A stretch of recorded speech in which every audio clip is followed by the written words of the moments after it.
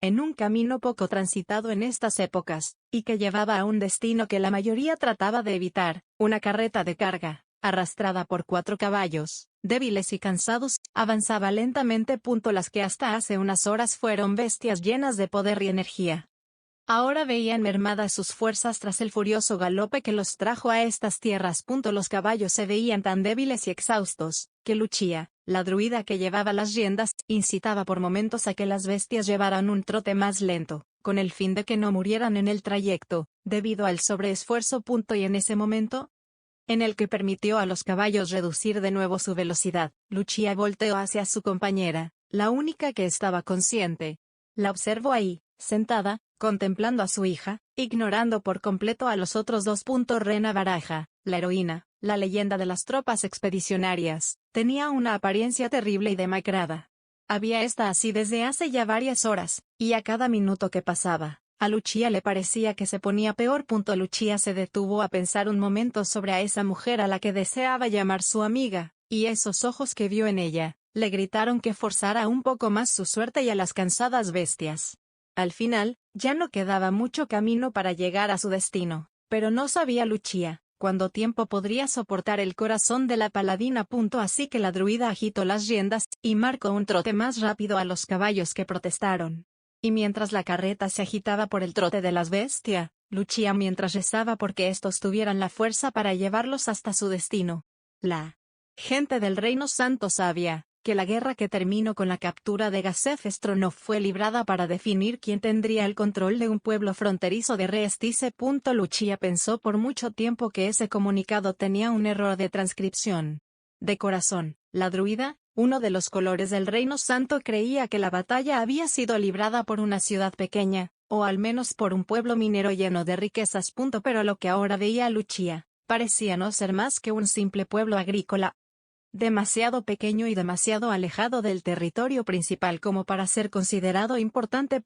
Esto sin duda hablaba bien de los conquistadores, quienes seguramente habrían tomado el pueblo por auténtica preocupación, y no por avaricia.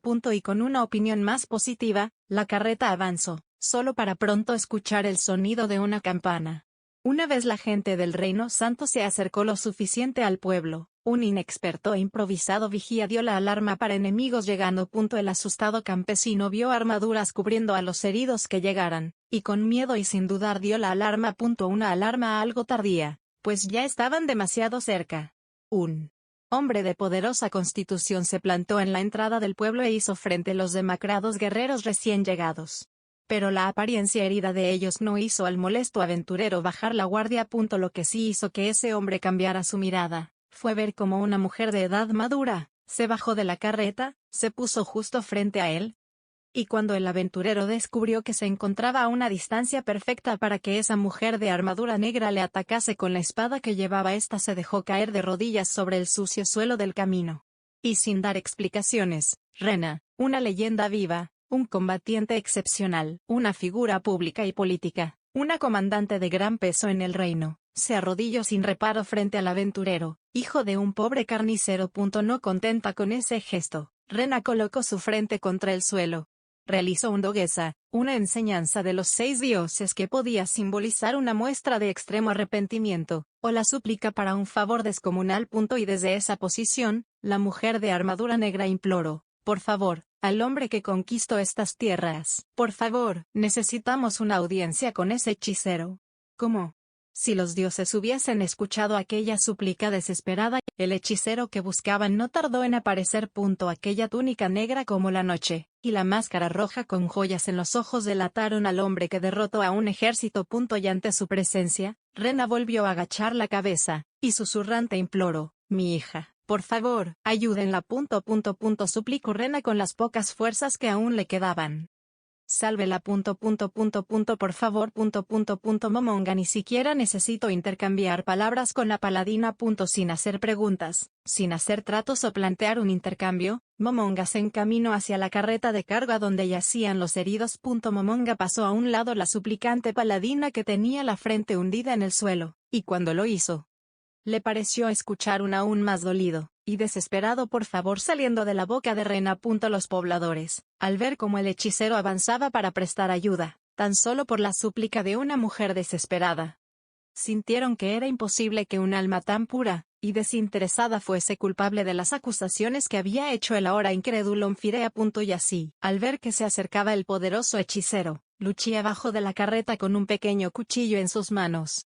¿Es usted Ainsdono? Guión. Preguntó con gran respeto la druida. Momonga no reparó en el cuchillo que llevaba la mujer, y respondió fríamente con un sí ante la respuesta. Lucia dejó escapar de sus ojos una lágrima solitaria que rápidamente secó con vergüenza. Y con las fuerzas que le quedaban a la pobre druida, y con el cuchillo que llevaba en sus manos, cortó las riendas de los caballos. Las bestias cansadas, en contra de volver a ser usados de esa manera, se alejaron galopando. Aquella acción fue marcada por Momonga como rara, pues por la forma en la que Rena suplicó ayuda, Momonga esperaba más apuro por parte de la druida. No se explicó entonces por qué Lucia había hecho aquello que parecía un acto perjudicial y sin sentido. Y lleno de una curiosidad insana, el Overlord preguntó a la druida, ¿por qué? Lo que ésta, sin emoción alguna en su voz o su rostro, le respondió, todos los que llegamos hoy, nos marcharemos sobre nuestros propios pies, o no lo haremos, dijo Lucia. La respuesta de la druida fue recibida por un pequeño gesto de risa. Espero que así sea, dijo Momonga mientras se dirigía a examinar a los heridos. Y ahí en la tosca carreta de madera, un hombre de enormes dimensiones que visiblemente tenía varios huesos rotos, y una multitud de moretones por todo el cuerpo. Era él quien más resaltaba, pero como claramente no podía ser la hija de esa paladina, Momonga lo ignoró. La siguiente opción lógica era la mujer de cabello castaño y corte de hongo se encontraba con una herida abierta. Y si Momonga no se equivocaba, esta era la mujer a la que casi mató Clementine. Pero de nuevo, aun si se omitía el hecho de que esta mujer inconsciente y la que imploraba ayuda no se parecían en nada, era difícil creer que la paladina arrodillada fuera madre de alguien tan mayor. Así que Momonga de nuevo la descartó. ¿Quién era entonces aquella persona por la que Rena suplicaba ayuda?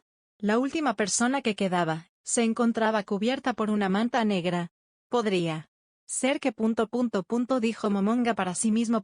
Con mucho cuidado y respeto, el Overlord retiró suavemente aquella manta. Bajo ella encontró a alguien que no esperaba. Esta era una joven de cabello rubio corto que tenía sus ropas teñidas de negro. La recordaba de las grabaciones. Momonga aún podía escuchar el grito del arquero pronunciando su nombre, y el sacrificio que hizo por salvarla. Hubo dos cosas en esa chica llamada Neya que sorprendieron a Momonga. La primera era que Rena la llamara hija, pues eso significaba que ella misma debía ser la esposa, o al menos la amante del arquero. La otra fue la palabra que usó la paladina para suplicar ayuda. Sálvela. Fue lo que dijo. Pero tal acción estaba fuera de las capacidades de cualquier ser humano. Aquel era un acto que superaba incluso al poder del Overlord. No puedo. Dijo suavemente el Overlord. Las palabras fueron escuchadas por los incrédulos compañeros de Momonga, que estaban seguros, haría todo por salvar a la hija del arquero para poder comerciar con ella su lealtad. Incrédulo, el demonio disfrazado de monje y el caballero con su traje de asesino se acercaron a la carreta para intentar entender de dónde habían nacido aquellas palabras. Al pasar al lado de Rena, los dos seres supremos escucharon a la paladín suplicar de nuevo. Por favor. Ulbert se detuvo antes de ver a la chica en la carreta, y miró con pena a Rena. El demonio ya no necesitaba ver nada para entender las palabras de su compañero. Ellos no eran dioses, no podía alterar la realidad ni regresar el tiempo. Ni siquiera los seres supremos podían hacer algo como salvar a ella, pues ella estaba. Esta chica está muerta, dijo sin tacto o consideración aquel que se proclamaba el más humano de los tres. Una lágrima manchó el suelo. Por favor. Repito Rena. Por favor, por favor, por favor, yo. La paladín se llevó las manos a la cabeza por la desesperación, y Lucia se acercó a ella rápidamente para sostenerla. Mientras era abrazada por la druida, con el espíritu destrozado, con el corazón herido, Rena dirigió su mirada al cielo y le gritó su dolor a los dioses. Con un alarido que erizó la piel del demonio. Con un aullido que hirió el corazón del caballero. Rena lloró con dolor mientras se maldecía a sí misma. Hacia los cielos. Momonga observó la fea marca que la chica tenía en el pecho. Neya Baraja dio su último aliento sobre la carreta que su madre robó al reino. Lo que el Overlord sintió al ver el cadáver, y la enorme marca que cubría su pecho, fue pena. Murió maldita, dijo. Las varitas de resurrección, las habilidades de Pestonja, ya ninguna era una opción para ella. La maldición de un Dark Lord era para los jugadores de Yggdrasil, el tener que crear una cuenta nueva. El gran atractivo de Yggdrasil como juego, es que era extenso hasta un punto absurdo. Se podía hacer cualquier cosa en ese mundo, nada estaba fuera de los límites. Existían clases casi infinitas, profesiones que se contaban por miles. Era tal la extensión de las clases, razas, magias y efectos que el tan solo saber cómo llegar a una clase específica que se considerara poderosa era una información que podía venderse por dinero. Tal extensión.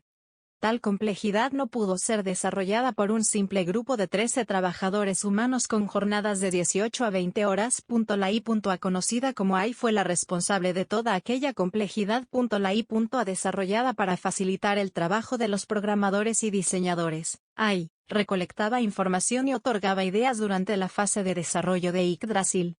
Más pronto demostró una gran capacidad de aprendizaje, y comenzó a dedicarse a la generación de terrenos y mazmorras. En un punto más avanzado comenzó a diseñar sistemas de magia, objetos y habilidades. Incluso llegó a diseñar personajes y razas especiales basándose en modelos desechados por los desarrolladores. Y en su punto más alto, después de demostrar su gran capacidad de aprendizaje y traducción de información para el juego, AI obtuvo permisos de sus creadores para agregar cualquier actualización y cambio que pudiera hacer más interesante el juego. Era la inteligencia artificial más avanzada que se hubiera desarrollado para un juego, y aunque no era tan poderosa con los sistemas de empresas multinacionales o de los propios gobiernos, sí estaba a un nivel diferente a la de otras muchas compañías desarrolladoras. Fue por ello que se le otorgó aquel nombre AI como la conocían los jugadores. Una inteligencia artificial que se nutrió del amor, esmero, obsesión, y amor por las cosas rotas de los desarrolladores que buscaban crear el juego perfecto. AI fue la responsable del éxito de Yggdrasil, pero fue también la pesadilla del departamento de balances. AI amaba los personajes ya fueran tanques indestructibles, asesinos inalcanzables o el jugador más poderoso de Yggdrasil. Era siempre alguna creación de Ico lo que permitía que existieran esos monstruos. Aunque todo se ha dicho, esa clase de cosas eran las que hacían interesante al juego. Después de todo, se organizaban eventos interesantes y extraoficiales, como lo eran el asedio al jugador conocido como la Fortaleza Viviente, que durante los primeros días de Yggdrasil debían recibir magias ofensivas durante 2 horas para morir. O la cacería del cerdito, donde los 9 mundos se dedicaron a atrapar al asesino más rápido del juego, que pasó 5 horas huyendo sin poder desconectarse o entrar a una zona segura para finalmente matarlo y erradicar la clase especial que le permitía ser tan rápido. Ico también fue responsable del 3 vs 41 más impresionante de la historia. Sin ella jamás se hubiese nacido algo como Miyamoto. No fue sorpresa entonces saber que algo como el Dark Lord, el Señor Oscuro, hubiese sido algo que ella introdujo por su propia cuenta en el juego. La primera vez que un Señor Oscuro apareció en Yggdrasil, toda la comunidad entró en pánico. El primero en obtenerla fue un elfo con la profesión de arquero. Era un jugador novato con sus clases mal distribuidas y con sus estadísticas hechas un desastre. No era nada impresionante, pero logró hacer algo que se creía imposible hasta esa época. Aplicó una muerte definitiva a otro jugador de menor nivel. La primera víctima de la marca oscura, una maldición única de la clase, no pudo revivir. El jugador con un personaje humano de nivel 14, al ser asesinado por la maldición, vio una ventana apareciendo frente a él. Acepta. A tu destino, permanece eternamente en la oscuridad fueron las 2 opciones en la ventana del jugador. La primera acción de esa persona fue ir a los foros y pregunta por qué no podía revivir sin elegir una de esas opciones, pero no encontró respuesta. Poco después, jugadores de gran nivel fueron convocados a donde se encontraba el cadáver del novato para intentar revivirlo, pero él mismo se encontraba protegido por el sistema que impedía que cualquier hechizo lo alcanzara. En pocas palabras, solo un ítem mundial podía afectarlo, y nadie estaba dispuesto a revelar que tenía un ítem de resurrección de grado mundial, o gastar su uso solo por aquel experimento. Fue así como el siguiente movimiento de la comunidad, y los gremios, fue informar a los desarrolladores sobre el evento. Ese día, los padres de los 9 mundos dieron un grito al cielo, y maldijeron a la inteligencia artificial de Yggdrasil al ver la nueva atrocidad que había creado. AI había creado un nuevo monstruo. AI tomaba a menudo mitológicas películas, leyendas, tradiciones, libros famosos o incluso animes legendarios para construir objetos, sistemas y clases. El Señor Oscuro nació de este sistema, y la comunidad no tardó mucho tiempo en identificar en qué se basó Ai para crearla. El Señor de los Anillos. El Señor Oscuro estaba absolutamente basado en Sauron, y su maldición era la famosa leyenda de los 9 que convirtió a reyes humanos en sus oscuros sirvientes. La lógica de Ai para pasar esta habilidad al juego fue la maldición del Señor Oscuro, que daba la opción de matar a un personaje de manera definitiva. Algo frustrante y absurdo como todo lo que Ai amaba. Pero la maldición tenía su lado bueno. Si se elegía permanece eternamente en la oscuridad, el jugador era asesinado de manera definida. Pero si en cambio se elegía acepta a tu destino, la víctima cambiaba de raza para pertenecer a la misma del Señor Oscuro que lo mató. La segunda víctima del Señor Oscuro, un orco oscuro, eligió esa opción y se convirtió en un Dark Elf con un ítem especial que no podía desequiparse, y un increíble aumento de estadísticas envidiables.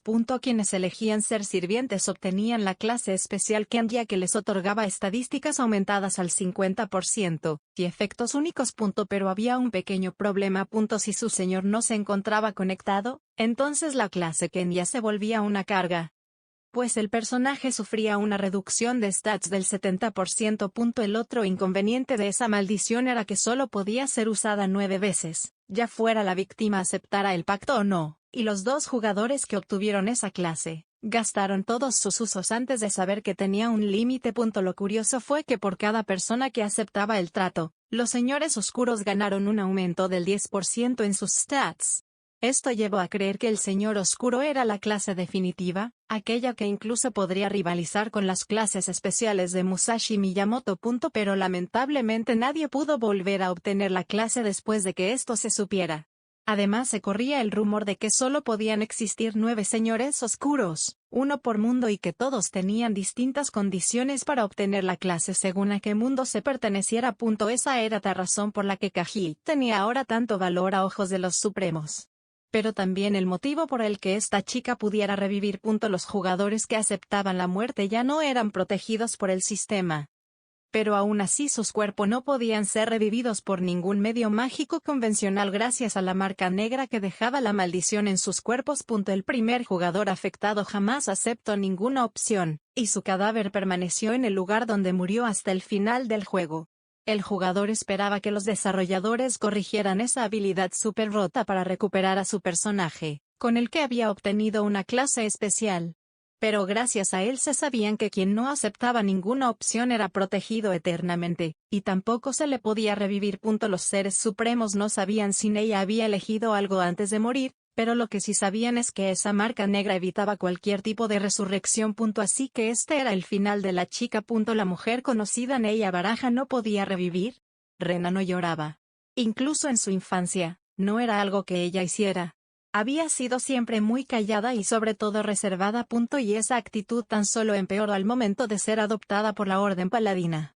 Sin miedo en la batalla, sin pecado en nuestras vidas, y sin piedad frente a los enemigos era el credo con el que vivían los paladines, aquellos guerreros que habían jurado erradicar al mal. No temer, no rendirse y jamás retroceder eran solo algunos de los credos con el que un paladín debía vivir durante toda su vida.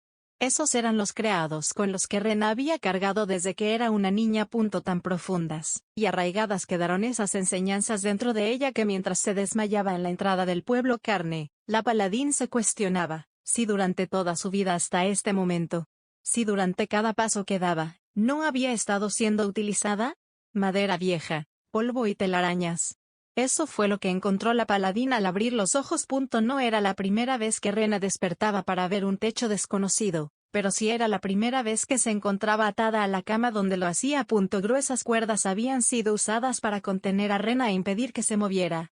Una medida apropiada para contener a la legendaria paladina de las fuerzas expedicionarias.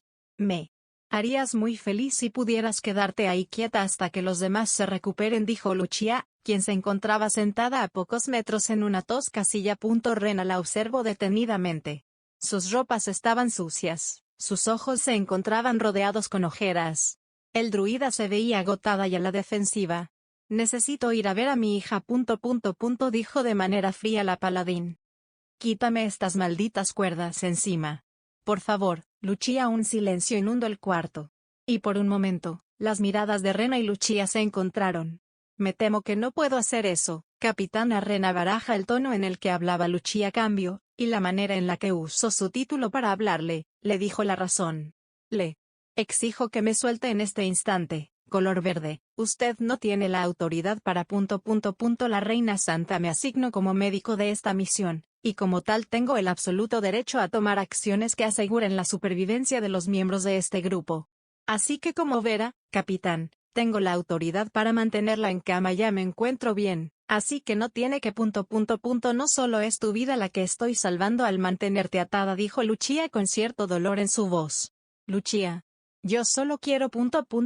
Quieres ir a matar a Remedios. Sé que eso es lo que quieres, así que no te atreva a usar a Neya como excusa para que te libere. La paladín se quedó callada y quieta. Rena ... Dijo la druida, esta vez en tono dulce y maternal. Mi sobrino está vivo, y eso es solo gracias a que tú lo has salvado. Rena, ese niño es la última familia que me queda, y que tú lo mantuvieras a salvo, eso es algo que jamás podré olvidar. Si haces esto por una deuda, entonces solo libérame, y déjame hacerlo, dijo la paladín, completamente decidida. Pero, la tierna voz de la druida, suplicó nuevamente. Por favor, Rena, quédate ahí un poco más. En cuando terminen de curar a esa idiota, la echaré de inmediato para que puedas encargarte de los preparativos necesarios para Neya.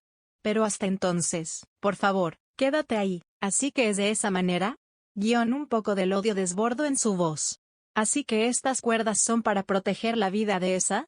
Lucia interrumpió. No, y lo sabes bien, Rena. Yo también quisiera verla muerta, pero si somos nosotras quienes lo hacemos, la reina y su hermana Kellart no ejecutarán.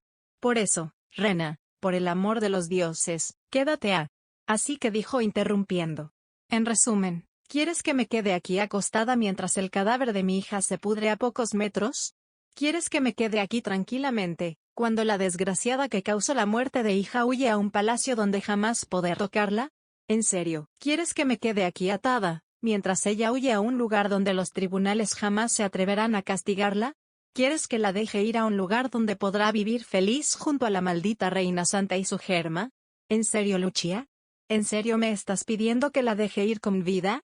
La druida no respondió, y tan solo pudo llorar por ver el estado de Rena. Rena asesinaría a la capitana de los paladines si la dejaran acercarse a ella. Pues desde su perspectiva, a ella no la mató el nigromante que puso sobre ella la maldición.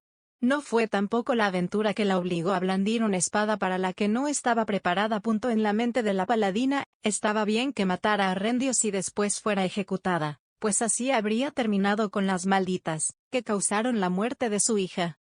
En una tienda improvisada hecha con palos y telas, cansado y adolorido se recuperaba de sus heridas, aquella persona de ojos aterradores que veía con intriga un nuevo techo que jamás había visto antes en su vida. Al despertar, Pavel se encontró con un techo desconocido pero extrañamente familiar. Era un techo de tela teñida de rojo, un símbolo de fuerza y salud. ¿Algo muy usado en una carpa médica? Se preguntó el confundido arquero. No era la primera vez que a Pavel le ocurría esto. En sus días como novato era algo común que despertara en un lugar así. Durante las misiones en las que se quedaba sin mana o era severamente herido, sus compañeros lo arrastra. Neya. Gritó aterrado el veterano guerrero al recordar los sucesos de la noche anterior. Pavel entonces intentó levantarse con una creciente preocupación, y el incontenible deseo de encontrar a su esposa e hija, pero en el instante en el que intentó alejarse de la cama, el veterano sintió su mano derecha aprisionada. Al voltear, Pavel se encontró a su mano atrapada por gruesas cadenas. La mano que había perdido durante la batalla se encontraba ahora regenerada. Pavel ya entendía dónde se encontraba. Lucia, la druida de apoyo, no podría realizar una recuperación de este nivel, y aun si alguno de sus compañeros hubiese usado algún ítem para ayudarlo, no lo habrían encadenado. Era obvio entonces quiénes lo habían rescatado. Ahora lo recordaba. Lo último que vio Pavel antes de desvanecerse fue a una guerrera de cabello rubio salvándole la vida. Señor, dijo la voz de una joven que se encontraba cerca de Pavel. A un costado de él veterano arquero, la joven paladina, la aprendiz de Rena, se encontraba igualmente atada por cadenas, y además estaba vendada prácticamente de pies a cabeza. En un instante, Un soldado que Pavel no había visto, salió de la habitación a toda velocidad. ¿Qué pasó? ¿Dónde están Rena y? No. Lo sé, señor, respondió Leona con vergüenza. No recuerdo nada después de ser arrojada por el no muerto, agregó. Pavel recordaba eso, y también recordaba haber pensado que Leona estaría muerta. Pero entonces, otra pregunta surgió en la mente del arquero. ¿El caballero de la muerte o el dragón? Preguntó Pavel. En un instante, un rostro de terror puro se formó en el rostro de la joven paladina. Leona se sostuvo la cabeza e intentó recordar. ¿Qué pasó después de que me golpeara el dragón? Preguntó. Pavel entonces dejó de prestarle atención a la confundida y asustada paladina. No sabía nada. Sabía menos que nada y Pavel no estaba de humor para responder las preguntas de una amnésica novata. Tenía cosas más importantes de las que preocuparse. El arquero entonces aclaró su mente, afiló su lengua y preparó su alma para hacer frente al más grande enemigo de los grandes guerreros. La política. Tal como se lo esperaba, pasados unos minutos varios peces gordos de Reestice llegaron para verlo. El segundo príncipe, un renombrado marqués, varios caballeros y lo que claramente era un plebeyo desarmado, entraron a la carpa médica donde se encontraban Leona y Pavel. Esos dos eran personas de gran peso en la política nacional e internacional. Figuras con estatus y riquezas. Personas que el Reino Santo trataría como invitados de honor si algún día pisaran sus tierras, pero para Pavel eso no importaba en lo más mínimo. Lo único que importaba era que ella estaba al borde de la muerte la última vez que la había visto, y dado que no se encontraba aquí presente, significaba que algo malo había ocurrido, o que sus compañeros no confiaron en el reino para cuidar de ella. Pero sin importar cómo hubieran ocurrido los eventos posteriores al largo sueño del arquero, sus metas seguían siendo las mismas. Debía quitarse estas malditas esposas e ir en busca de su familia. Guerrero del Reino Santo, yo soy el segundo príncipe de Reestice, dijo lleno de confianza el obeso joven de cabello rubio. Mi nombre es... Sanak, el segundo hijo del rey Ramposa III. Un joven sin oportunidad de aspirar al trono debido a la existencia de su hermano mayor. Un joven príncipe que causó el nacimiento de un poderoso no muerto debido a su deseo de robar la victoria de los humanos contra la muerte. Lo peor de esto, es que lo hizo con el único fin de aumentar su reputación frente a su padre, para abrirse camino en la política y poder sentarse en un trono. Dijo Pavel en tono solemne, sin una gota de emoción en sus palabras. Los presentes, con caras de asombro, y con claro disgusto observaron al arquero en silencio. Hasta que por fin el marqués pudo articular una oración coherente. ¿Cómo se atreve a hablarle de esa forma al príncipe? ¿Quién se cree usted? ¿Qué frase más trillada?, pensó Pavel. Mi nombre es Pavel Baraja, el color negro del Reino Santo, líder de las fuerzas estacionarias de las murallas, y comandante en jefe del ejército de respuesta rápida, reveló sin ningún miedo y oposición. Pavel sabía quiénes eran estas personas. Eran nobles acostumbrados a la política. Pero si ahora necesitaban información de Pavel, al punto en el que lo ataron para asegurarse de que no escapara antes de darla, significaba que el nigromante, que ese maldito ser no muerto, estaba con vida. Irónicamente dicho esto, entonces Pavel tenía la ventaja en la discusión. Pues en tiempos de guerra, en momentos de auténtica necesidad, aún los nobles y los reyes más obstinados y tercos, debían escuchar a los combatientes expertos para asegurar la supervivencia. Y el arquero podía usar eso a su favor. Pavel no conocía al noble ni al príncipe, pero ambos eran humanos que necesitaban respuestas para sentirse en control de la situación. Pero ¿qué pasa cuando esa información llega sin resistencia por parte de un posible enemigo?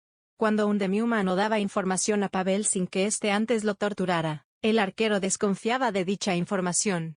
Lo mismo debe estar pasando con este príncipe novato. Se veía confundido por las palabras que Pavel entregó. Y esa confusión significaba que había caído en la trampa del cazador.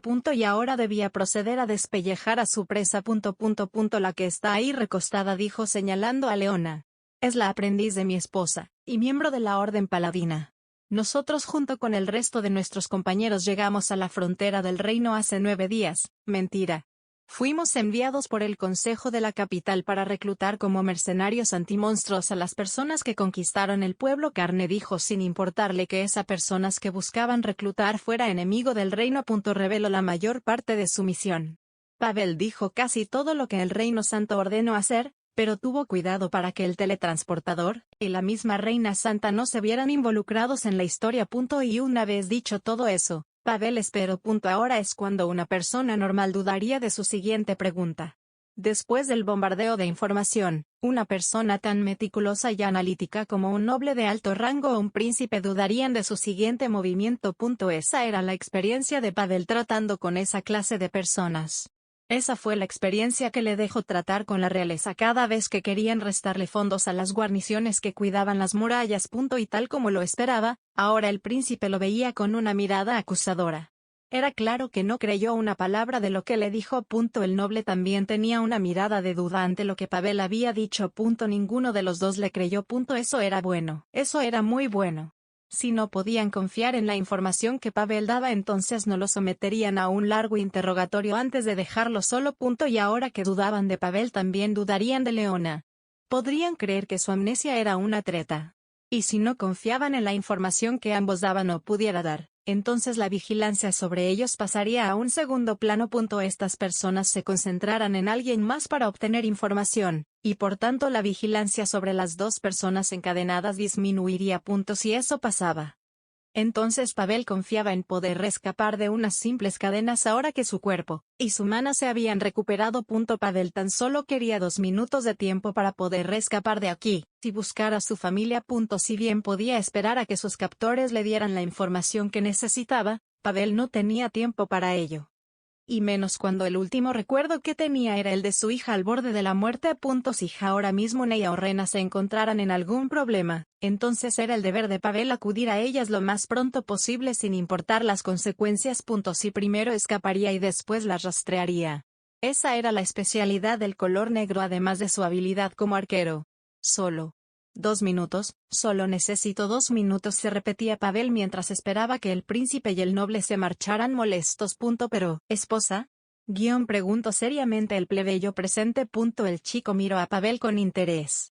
Él, a diferencia del príncipe o del marqués, no parecía dudar de la palabra del arquero. Y con una sonrisa triunfante, el estratega de Riven dijo. Por un momento, por un breve instante en el rostro de Katria se formó una sonrisa triunfante. Un gesto arrogante nacido de la confianza de haber ganado una batalla que aún no empezaba. Más al darse cuenta de su propia expresión, Catrias la borró al instante y se recordó a sí mismo su posición. El joven estratega al servicio del marqués Raven no era arrogante. Era de hecho un fiel sirviente que conocía bien su lugar en el mundo. Pero aun con eso, la felicidad pudo con él, y ese gesto fue por el arquero del Reino Santo.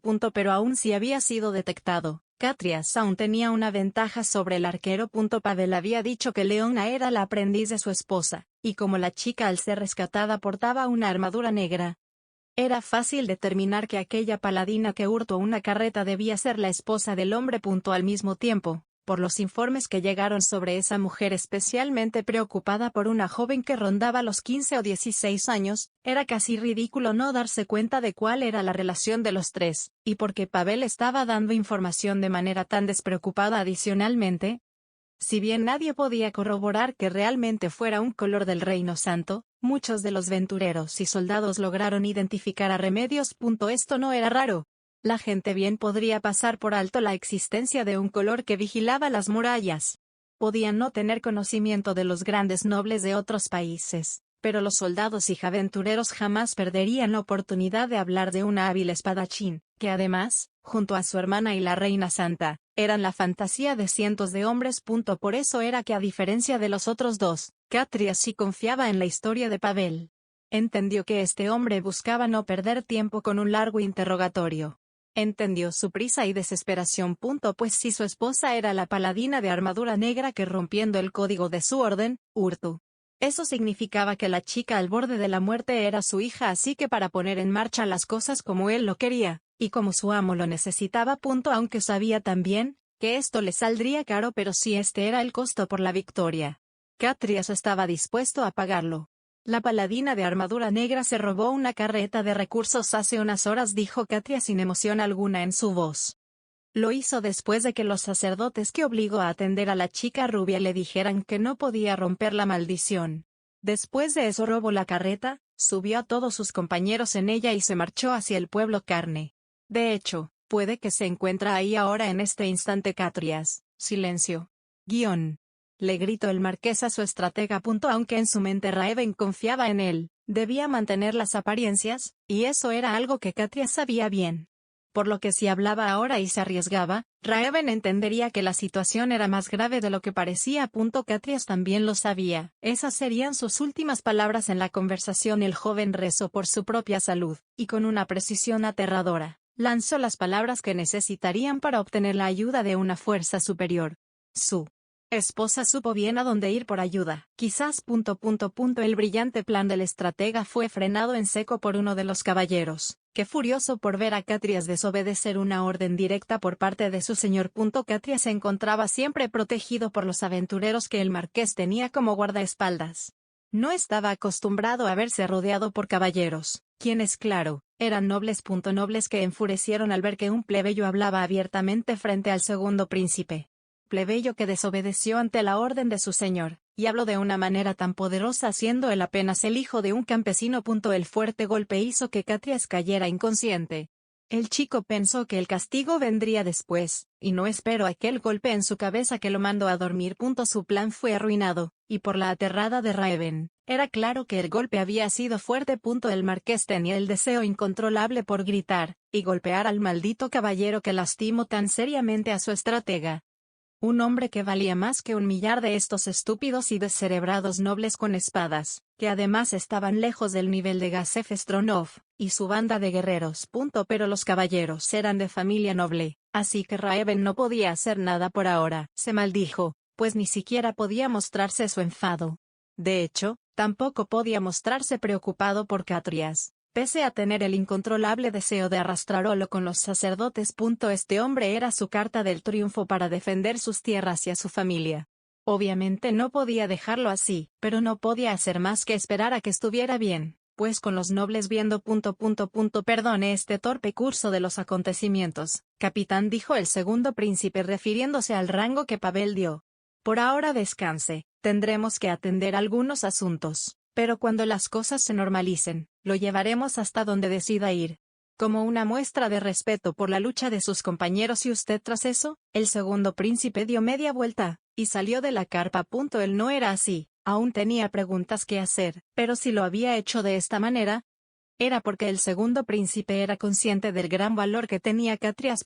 Nadie podía abandonar la sala antes que el príncipe, y por eso Raven no podría llevar a su estratega a sanar. Pero si el segundo príncipe salía, eso significaba que Catrias no tendría por qué correr peligro. Ustedes ayúdenme a llevarlo, ordenó Raven a 2 caballeros. Estos con disgusto obedecieron. Cargaron toscamente a Catrias. Recuéstese y recupérese, a estas alturas su gente ya habrá llegado con los conquistadores de ese pueblo. Y si son tan poderosos como el capitán guerrero describió, tenga por seguro que su grupo se encontrará sano, y seguro cuando lo llevemos a verlos, dijo Raven intentando calmar a Pavel. Tras ello, los caballeros y el marqués salieron del lugar, decepcionados por la situación, preocupados por el nigromante y no. Balbuceó Catrias. Raven, feliz por ver al muchacho reaccionando después del fuerte golpe, se acercó a él para verificar que lo que decía fueran palabras coherentes y no balbuceos sin sentido. No lo dejen escapar. Va. Catrias dijo algo absurdo, y hasta cierto punto ridículo. Pero si era el estratega quien lo decía. Raven corrió de nuevo hacia la carpa privada donde se encontraban Leona y Pavel custodiados por un caballero. Por el brusco movimiento del marqués, varios de los caballeros corriendo detrás de él. El marqués quedó horrorizado al ver lo que había ocurrido en los menos de 20 segundos en los que habían salido de este lugar. La chica, la joven paladina, se encontraba con una cara impactada, observando hacia la cama de Pavel. El caballero que los cuidaba se encontraba desvanecido en el suelo. Y Pavel y del arquero tan solo quedaba una mano cercenada a un lado de la cama. La sangre manchaba la cama y las cadenas, pero en el resto del cuarto no podía verse ni una sola gota más de ella. Raven observó a la chica en busca de respuestas, pero la cara de la niña se veía de tal manera que Raven dudaba que la chica pudiera siquiera decirle su nombre si se lo preguntaba. Búsquenlo. Gritó Raven, más preocupado por la herida del hombre que por su escape. Raven no entendía cómo, pero en un lapso no más de 20 segundos, Pavel noqueó al guardia sin hacer ruido, Se cercenó el brazo y huyó del lugar sin dejar rastro, no dejando tiempo a que la joven paladina pudiera procesar siquiera lo que había pasado. Pavel sabía que ese joven no mentía. Si esperaba lo llevarían al pueblo. Si esperaba podría marchar con un ejército o pedir ayuda al Reino Santo. Podía usar el teletransportador y obligarlo a traer aquí a su guarnición. Pero él no se arriesgaría. Aun si su esposa e hija estuvieran a salvo, él no correría el riesgo. Avanzaría, temiendo que bandidos las atacasen en el camino o que hayan sucumbido ante las heridas. Avanzaría sin importarle siquiera su propia salud. Con su mano cauterizada con ayuda de su propia magia y una voluntad inquebrantable, el más grande de los arqueros del mundo corrió esperando encontrarse con su esposa y su amada hija.